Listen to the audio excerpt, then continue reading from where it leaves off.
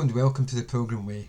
My name is Norman Graham and I'm a minister in the Baptist Union of Churches in Scotland. The aim of these signposts is to try and help to connect the text of the Bible with our everyday lives. Well, welcome to our series on the Sermon on the Mount. I want to read a few verses today from the Gospel of Matthew, Matthew chapter 5, verses 21 to 26. You have heard that it was said to the people long ago, "You shall not murder, and anyone who murders will be subject to judgment." But I tell you that anyone who is angry with a brother or sister will be subject to judgment. Again, anyone who says to a brother or sister, "Raca," is answerable to the court. And anyone who says, "You fool," will be in danger of the fire of hell. Therefore, if you're offering your gift at the altar and there remember that your brother or sister has something against you, leave your gift there in front of the altar. First go and be reconciled to them, then come and offer your gift. Settle matters quickly with your adversary who's taking you to court. Do it while you're still together on the way, or your adversary may hand you over to the judge, and the judge may hand you over to the officer, and you may be thrown into prison.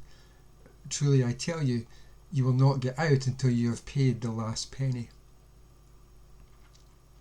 Well, Matthew 25 and 21 to 48 is a long section of teaching, often referred to as the antithesis, because it's divided into 6 smaller sections by the repeated phrase, "You have heard it said, but I tell you this." The phrase signals Jesus' challenge of the accepted wisdom of the day. In the previous verses, Jesus clearly states that he is not doing away with the law and the prophets, and this is most likely to combat the concerns that will be raised by what he intends to say in the rest of the sermon, but perhaps especially in this section. The teaching that follows his "but I say to you" formula is not a contradiction of the First Testament, rather he is challenging the mistaken interpretation of the Pharisees and the teachers of the law. Jesus' teaching in this section follows a distinct pattern. Firstly, he introduces a passage from the First Testament, then he either quotes or alludes to the accepted contemporary and popular interpretation of that passage, and then lastly, he gives an authoritative statement on the true meaning of the passage. Not only does this put him directly at odds with the Pharisees and teachers of the law, because it's their interpretation that he is challenging, but it also elevates him above all other interpreters, as Wilkins notes, making his pronouncements equivalent with Scripture itself. Jesus begins by alluding to the 6th commandment from Exodus 20 verse 13, "You shall not murder." Now, Hebrew has 7 different words for killing, but the word used in the commandment refers to killing someone who is not an enemy, so it's not killing them in the context of war or conflict. But it can also refer to unintentional killing. However, the verb carries the sense of premeditation and deliberateness, and so murder is an accurate rendition. The basic premise is that all people are made in God's image, and so, as Harrelson notes, God's claim upon life is to be given priority in the decisions taken by a community of its individuals. The Pharisees and teachers of the law emphasized the external obedience to the law, and so understood the commandment in a very literal way. They assumed that provided they had not physically killed someone, committed premeditated murder, they had not broken the commandment. But Jesus suggests otherwise, emphasizing the critical importance of the heart intent that lies behind acts of murder. And so he shows 3 ways in which a person might murder someone without taking their physical life. And the first way is through anger. Whilst actual murder is statistically rare, anger is universal because everyone gets angry. And everyone thinks that his or her anger is perfectly reasonable and justified, and no one would ever consider their anger to be as serious as murder. Yet here is Jesus equating anger with murder and saying that it results in the same judgment from God. Of course, that raises a number of very big questions for everyone because everyone gets angry. Does it mean that we're all under the judgment of God? Is it always wrong to be angry? Is anger a sin? Well, despite the fact that it's often taken as a command not to be angry, Jesus never actually says that or gives that command here or anywhere else. And furthermore, Jesus was surely angry when he cleared the temple of the money changers and merchants in John 2. And in Mark 3 and 5, we're told that Jesus was angry with the Pharisees for their stubborn hearts. Now, since Jesus lived a perfect, sinless life, we must conclude that anger is not itself a sin. And in fact, it can be a helpful self-diagnostic tool because it alerts us that something's wrong in a relationship. So it's not a sin in and of itself. It's not necessarily a bad thing. But we should note the focus of Jesus' anger. He was angry at sin and its consequences. He was angry at injustice and oppression. And it's always right to be angry at sin and injustice and oppression. The Bible affirms God's anger at injustice and oppression in a wide variety of ways. And in Ephesians 4 and 26, the Apostle Paul says, "In your anger, do not sin," which at the very least suggests that you can be angry without sinning. So the object or the cause of our anger and how we respond to it are critical factors as to whether it is sinful or not. The emphasis in Matthew 5 relates to anger within personal relationships, especially within the family of faith. It's anger at a brother or sister, which we may understand as referring to a fellow disciple. It's not anger that arises out of a holy concern for the renown and glory of God or for the sake of righteousness and justice or for the gospel, but for reasons of vanity and personal offence. We get angry, we get angry because we feel we've been slighted or wronged in some way. Someone has said or done something that's hurt us, it's offended us, and we get angry about it. Tim Keller writes that when someone seriously wrongs you, there's an unavoidable sense that the wrongdoer owes you. The wrong has incurred an obligation, a liability, a debt. Anyone who is wronged feels a compulsion to make the other person pay down that debt. You know, if you say something hurtful to me or spiteful or false and it makes me angry, I feel like you owe me an apology. That's kind of how it works. Unfortunately, and possibly because of the very personal nature of our anger, we generally find it difficult to let it go or to deal with it in a way that glorifies God. In an interview with Simon Mayo on BBC Radio 2 in 2015, Mike Scott of the Waterboys spoke about a song that he'd written because of an email correspondence with a friend in which she admitted that she was still annoyed about something that he had said to her. Whilst he had no recollection of ever saying the offending comment, she had fumed over it for 27 years. Actually, that's not uncommon. Anger is normally a response to hurt or offence committed against us.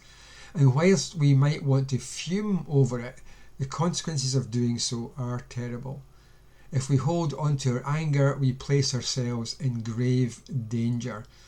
In Ephesians 4, where Paul says, "In your anger don't sin," he also tells us not to let the sun go down on our anger and so give the devil a foothold in our lives. In other words, if we hold on to our anger, if we take it into the next day, we will soon find ourselves ensnared by it, and the devil will have a foothold in our lives, and a foothold is all that he needs.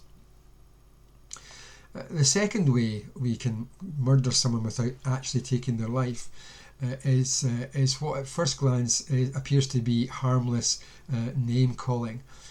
Raka is a transliteration of an Aramaic term that means empty-headed. It was a term that showed contempt for the other person and was publicly humiliating. Wilkins notes that in Jewish culture such name-calling was extremely insulting because it stripped away a person's identity and replaced it with an offensive one, their identity as a person made in the image of God and loved and chosen by him. and replaced it with an offensive image, thereby removing any significance attached to the person's real name. To publicly call someone Raka might land you in court. So offensive was it. Possibly the Sanhedrin, which acted under Roman authority. We have similar laws in our country today. The Defamation Act, for example, deals with slander. When we feel that we've been slandered, we take them to court. And a third way to murder someone without actually killing them was to call them a fool. The Greek word for fool is the word from which we get our word moron, and it indicates someone who consistently acts like an idiot. We're not talking about, we've all done idiotic things in our lives in a moment of foolishness or rashness. The word sort of indicates someone who consistently, regularly acts like an idiot. Now, it might not seem like much to us, but in Scripture this is a very serious charge. Psalm 14 verse 1 tells us that the fool says in his heart, there is no God. The word therefore carried certain moral connotations, because a person who has no regard for or belief in God will live accordingly. They won't live according to the kind of moral standards that God requires of people. It's not surprising then that it's a highly insulting term in Jewish culture. To call another brother or sister by this term was to strip away their personal identity and make them out to be something they were not. It was effectively to murder their character. Now, it's worth noting that anger is the most likely cause of calling someone Raka or fool, and that really underscores the danger that anger puts us in. It seems to be at the back of these other ways of killing someone's character. It's not hard to see a progression here that begins with anger in the heart towards a person.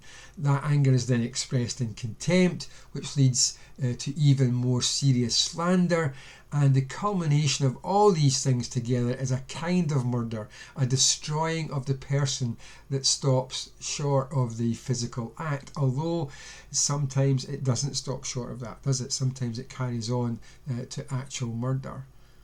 Sin is always lurking at the door, and the devil only needs a foothold. Unchecked or inappropriate anger leads to all kinds of sinful behaviour, animosity, malice, hostility and the like. When we are angry at others, as Wilkins puts it, we attempt to take their identity and value as God's creature away from them, the ultimate form of which is the physical act of murder. We gossip about them. We slander them. We murder their character not only in our own minds and hearts, but in the minds and hearts and the opinions of others, long before we ever commit an actual act of murder. But the result is the same. According to Jesus, this not only brings us under the judgment of God, but actually puts us in danger of the fires of hell. The word that he uses is Gehenna.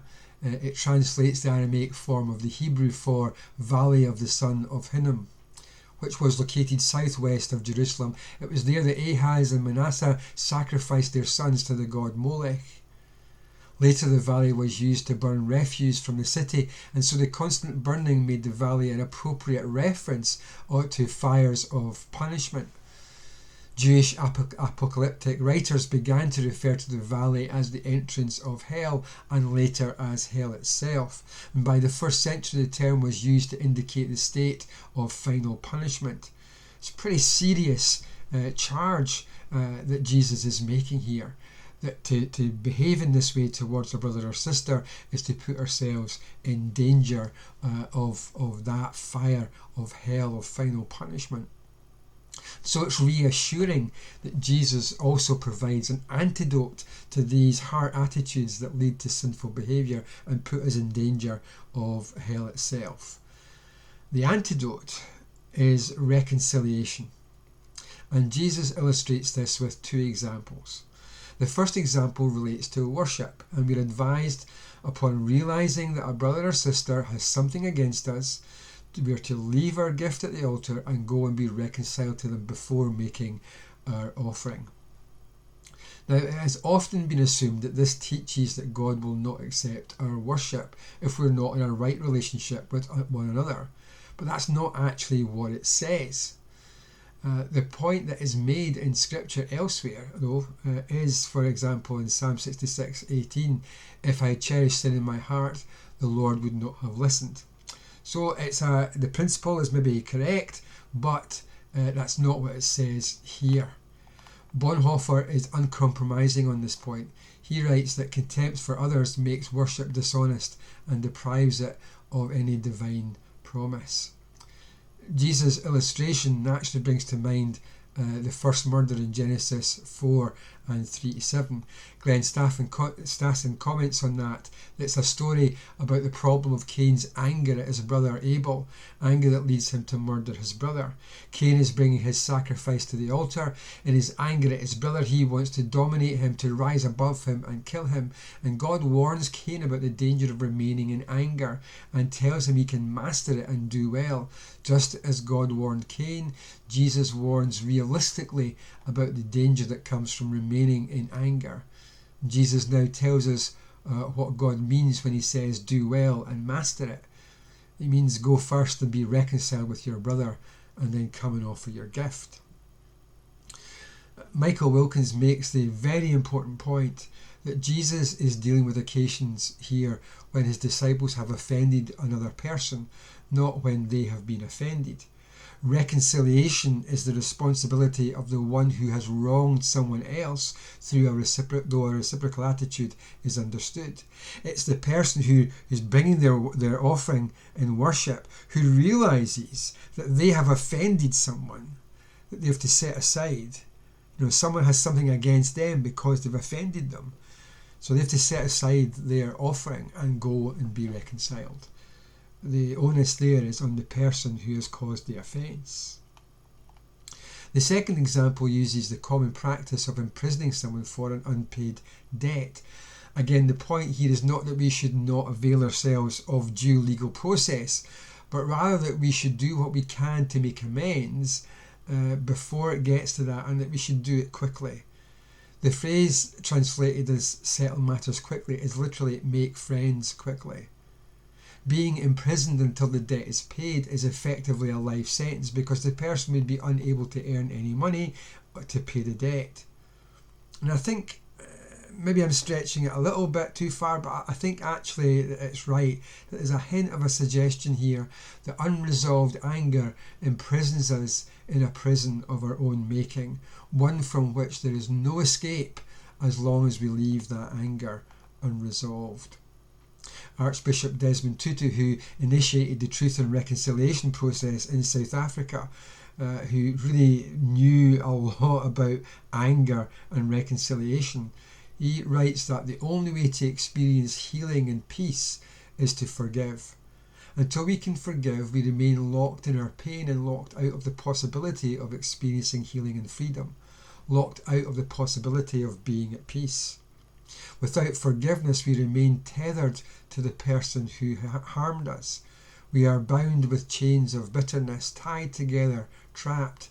Until we can forgive the person who harmed us, that person will hold the keys to our happiness. That person will be our jailer.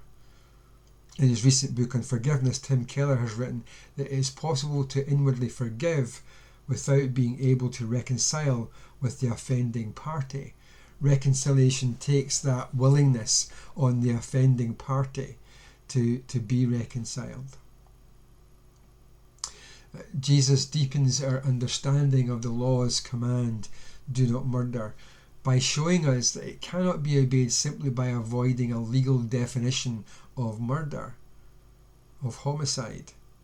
He reveals that the intent of the law is to nurture relationships. And if we engage in attitudes and actions that lead us to diminishing the personal distinctiveness of a brother or sister as a person made in God's image and loved by Him, well, we are putting ourselves under God's judgment. And so we have to take our anger seriously. We have to deal with it. We have to guard our tongues from what we say about other people. We might not use the word like raka anymore, it's not in our language, but I'm pretty sure we probably call people idiots, which is different from saying a person has done something idiotic. To call them an idiot, to call them a fool, is to say that that's who they are.